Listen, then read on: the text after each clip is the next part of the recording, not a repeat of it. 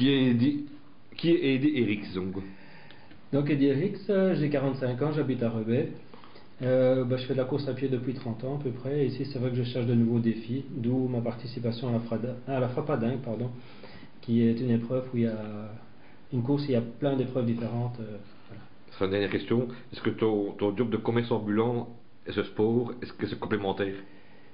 Complémentaire, je ne pense pas. J'essaye en vain de trouver des complémentarités, mais non, peut-être pas, non. Et voilà, tout ce genre d'épreuves, quoi.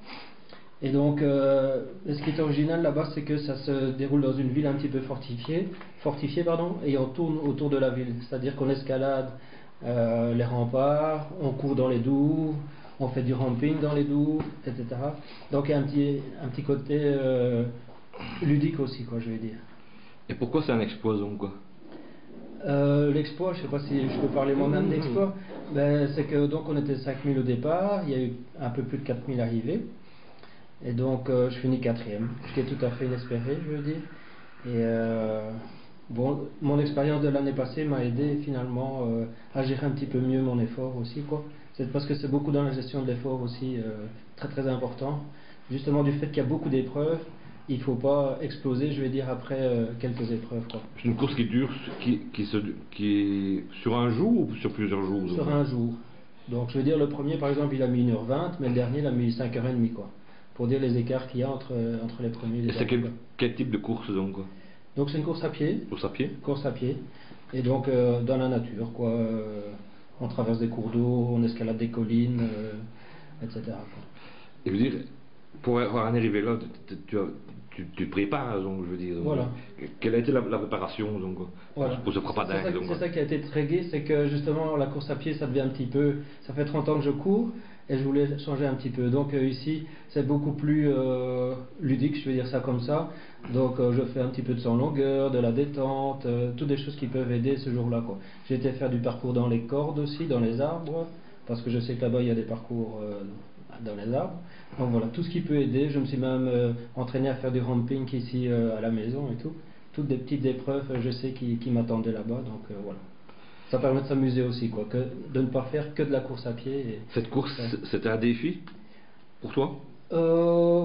C'est un des nouveaux défis. C'est vrai que j'aime bien rechercher toujours de nouveaux défis. C'était un de mes nouveaux défis. Ouais.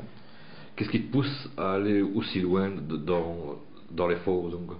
Dans l'effort, le dépassement de soi. C'est vrai que là, ce sont toujours de nouvelles sensations, je vais dire.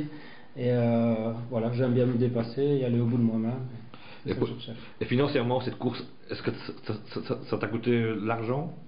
Disons, on part en famille. Au niveau budget donc. Non, pas trop. Disons, ça reste un plaisir. On va en famille, on est resté 2-3 jours, un petit peu pour repérer le terrain avant et profiter aussi, je veux dire, après la course. Mais donc, il faut savoir que c'est des courses aussi qui ne rapportent rien du tout, quoi. C'est vraiment juste pour le plaisir. Il n'y a aucun gain à en retirer, quoi. Est-ce qu'après cet exploit qui reste quand même un exploit, je veux dire, est-ce que tu vas être appelé à d'autres courses dans le même style? Mon prochain objectif, c'est d'y retourner l'année prochaine et peut-être encore essayer de faire mieux et essayer maintenant de trouver d'autres genres de courses du même style, quoi, avec plusieurs activités comme ça. Est-ce que la 4e place, c'était vraiment, je veux dire, c'était un exploit pour toi, ou tu espérais plus ou tu espérais moins donc? Non, j'espérais moins. Sincèrement, j'ai fini 39e l'année passée. Je m'étais dit si je finis dans les 15-20 premiers. Il faut dire aussi que l'année passée, on n'était que 2000 au départ. J'ai fait 39e. Ici, on était 5000 au départ. Donc, c'est vraiment beaucoup mieux cette année-ci, quoi. Et tout à fait inespéré. Est-ce qu'il y a des spécialistes de cette course donc? Pas précisément. Donc ici, le garçon qui a gagné, c'est lui champion de France du 3000 mètres steeple. Disons, lui, de par son entraînement, c'est un entraînement justement où il faut, comment vais-je dire, être très complet, faire aussi des passages d'obstacles, etc. Donc c'est vrai que ça peut l'aider, quoi. Quel genre d'autres, je veux dire, d'autres courses que tu as remportées donc? Un petit peu le même genre, qui étaient des raids multisports. Donc aussi sur une journée avec plein d'épreuves différentes, etc. Donc ça s'appelait notamment ici le raid Transcolline, le Ragnarok aussi, qu'on a gagné plusieurs fois. Là, c'est par équipe à ce moment-là. Mais à part en France, tu es déjà sorti en dehors d'autres frontières pour pratiquer ce type de course? Non, principalement en France et en Belgique. Mais c'est vrai que ça commence à se développer un petit peu ailleurs en Europe, et ça, ce serait peut-être aussi un nouveau défi, c'est d'aller un petit peu plus loin alors pour participer à ce genre d'épreuve. Quand tu dis qu'il va y en avoir d'autres en Europe, c'est où Donc ça a déjà eu lieu en Angleterre, en Allemagne, en Suisse, donc un petit peu tout autour de la Belgique, quoi.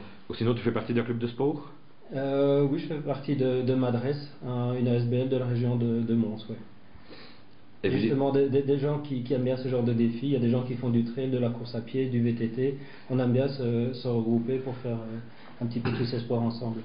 le sport, tu consacres combien d'heures par jour au sport Ben, maintenant, je veux dire, au niveau familial, ça devient un petit peu plus difficile parce que j'ai une petite fille de 4 ans, j'aime bien lui consacrer du temps, il y a le boulot et tout.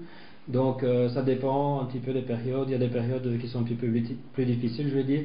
Donc là, je m'entraîne qu'une ou deux fois par semaine. Ou sinon, vraiment, en période de préparation, là, j'arrive à m'entraîner 5 ou 6 fois par semaine, 1 heure par jour.